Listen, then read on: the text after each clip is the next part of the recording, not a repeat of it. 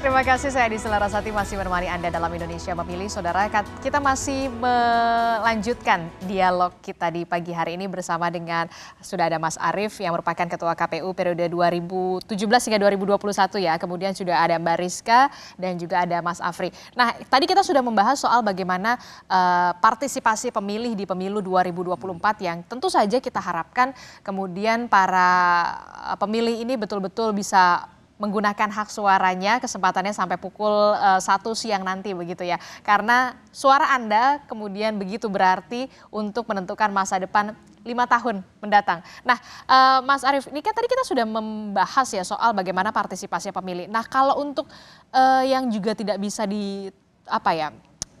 tutup sebelah mata adalah soal golput ini ya, atau golongan putih atau yang tidak memilih. Apa sih sebenarnya faktor-faktor mereka akhirnya memilih untuk golput dan seperti apa? Apakah memang ada sanksinya?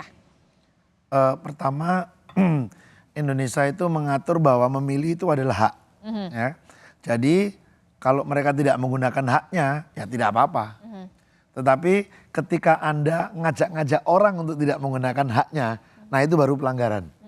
Ada sanksinya? Ada sanksinya, pidana itu. Nah, tapi kalau Anda memilih untuk diri Anda sendiri menyatakan pertama ini nggak ada kandidat yang memuaskan bagi saya ini. Kayak yang serak di hati gitu. Jadi kan tidak memilih itu biasanya karena beberapa faktor ya. Ada kendala teknis, misalnya ketika dia mau berangkat ke TPS, tiba-tiba kendaraannya mogok, misalnya gitu. Mau berangkat ke TPS, hujan deras. Kayak tadi pagi. Saya walaupun cuma sebentar lah ya. Saya akhirnya basah-basah tadi pagi ke TPS itu. Pakai payung. Ya, ada beberapa kendala itu. Tapi ada juga yang bukan persoalan teknis ya, tapi memang problem substansial. Dia berharap betul ada kandidat yang bisa memenuhi ekspektasi dia. Tapi ternyata dia lihat, nggak cocok saya. Partai politik, nggak cocok saya. Akhirnya kalau semua nggak cocok dia males. Gitu loh. Selain problem teknis tadi. Nah, hal yang penting yang membuat orang semangat, salah satunya adalah tingkat kepercayaan. Ya. Kepercayaan pemilih terhadap penyelenggara pemilu maupun proses penyelenggaraan pemilunya. Kalau dia sangat percaya, wah ini bagus, ini free and fair, maka dia tentu juga akan mempengaruhi semangatnya untuk menggunakan hak pilih. Tapi kalau dia karena beberapa kejadian misalnya, kemudian membuat tingkat kepercayaan itu turun, ya pasti dia juga akan terpengaruh ya atas situasi itu. Gitu. Yang paling punya faktor pendorong adalah yang soal teknis atau yang substansi tadi? Atau saling? Kalau di Indonesia, kemungkinan sebagian besar karena problem teknis lah. Problem teknis. Males, nggak mau, ya bukan yang substansi tadi. Di negara yang demokratis, di Amerika misalnya, itu kan angka partisipasi nggak pernah lebih tinggi daripada tingkat partisipasi pemilu di Indonesia gitu ya. Tapi orang melihat di sana pemilih tidak menggunakan hak pilihnya karena memang alasan-alasan yang rasional, gitu lah. Bukan karena problem teknis tadi, bukan karena males, nggak mau, bukan. Karena memang ada rasionalitas yang mereka bangun dan mereka merasa saya tidak harus memilih. Gitu. Oke, kalau Mas Afri dari Populi sendiri seperti apa untuk golput ini kalau kita melihat dari 2019, 2014 dan 2024 ini? Iya, 2024 ini kalau berdasarkan hasil survei kita sebelum-sebelumnya, sebenarnya keinginan untuk memilih itu relatif tinggi gitu ya. Rata-rata di atas 90-an gitu. Kalau kita tanya, apakah Anda mengetahui akan ada pemilu di tahun 2024 gitu misalnya. Mereka mengaku bahwa mereka mengetahui. Apakah Anda akan memilih? Mereka sekitar di atas 85% hingga 90% mereka mengaku akan memilih gitu. Dan itu relatif stabil data kita seperti itu. Jadi intensi untuk memilih itu relatif tinggi. Nah, bisa jadi ini dikarenakan election yang contested ya. Karena asumsinya tidak ada incumbent sama sekali, jadi pure kompetisi di antara 3 kandidat ini begitu ya. Dan karena dia contested gitu ya, dianggap pemilu yang kritis gitu. Banyak studi juga mengatakan critical election itu cenderung bisa mendorong partisipasi lebih tinggi juga. maka masing-masing kandidat pasti akan memobilisasi ya massa mereka untuk berpartisipasi dan memilih kandidatnya. Jadi kontestasi itu juga bisa mendorong partisipasi meningkat gitu. Yang kedua, ya saya sepakat dengan Pak Arief tadi bahwa kepercayaan terhadap penyelenggara pemilu itu juga berpotensi besar ya. Dan hasil survei kita memperlihatkan bahwa kepercayaan terhadap penyelenggara pemilu KPU dan Bawaslu itu relatif tinggi. Kalau tidak salah setelah TNI, Presiden dan kemudian KPU, Bawaslu. Jadi relatif tinggi. Jadi ini barangkali dua faktor yang bisa memprediksi ya tingginya partisipasi pemilih pada pemilu kali ini.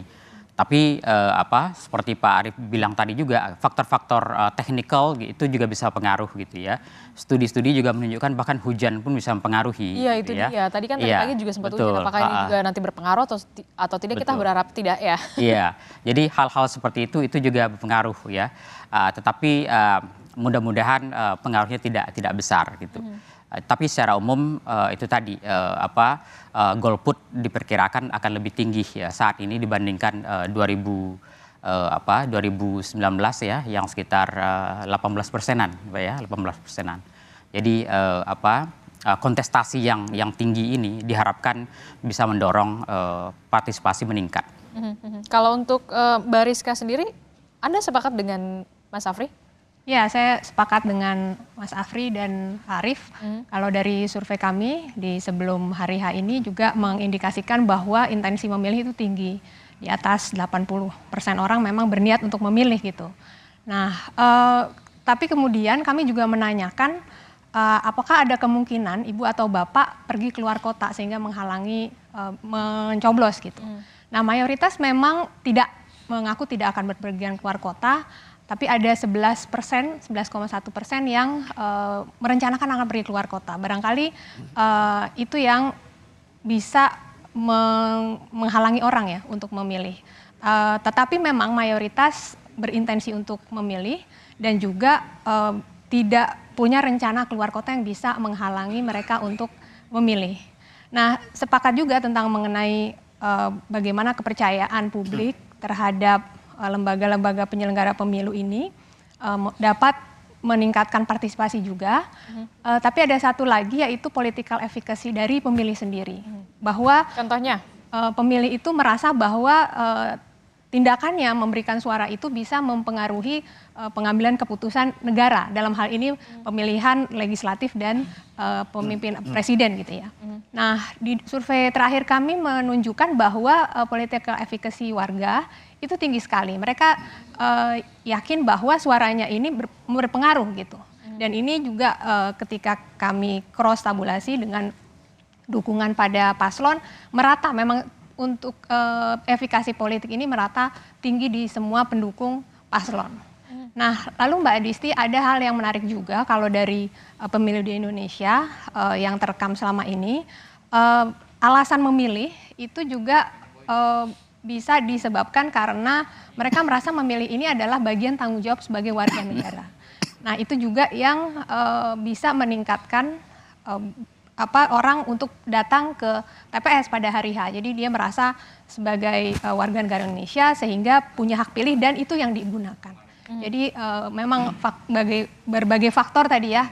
Ada faktor teknis dan ada faktor psikologis juga di situ. Tadi kalau dari Mbak Rizka mengatakan ada faktor teknis, ada faktor psikologi. Nah, Mas Arief, singkat saja kemudian apa yang kemudian apakah kesadaran dari pemilih ini soal bagaimana kemudian kalau saya pilih hari ini, saya menggunakan hak suara saya hari ini, apakah ada kesadaran ini akan menentukan nasib bangsa 5 tahun ke depan, bagaimana kebijakan publik yang nanti soal harga sembako, kemudian bagaimana harga pupuk dan lain sebagainya, apakah ini sudah ada timbul kesadaran dari para pemilih? Jangan dijawab dulu Mas Arief, tetaplah bersama kami di Indonesia Memilih.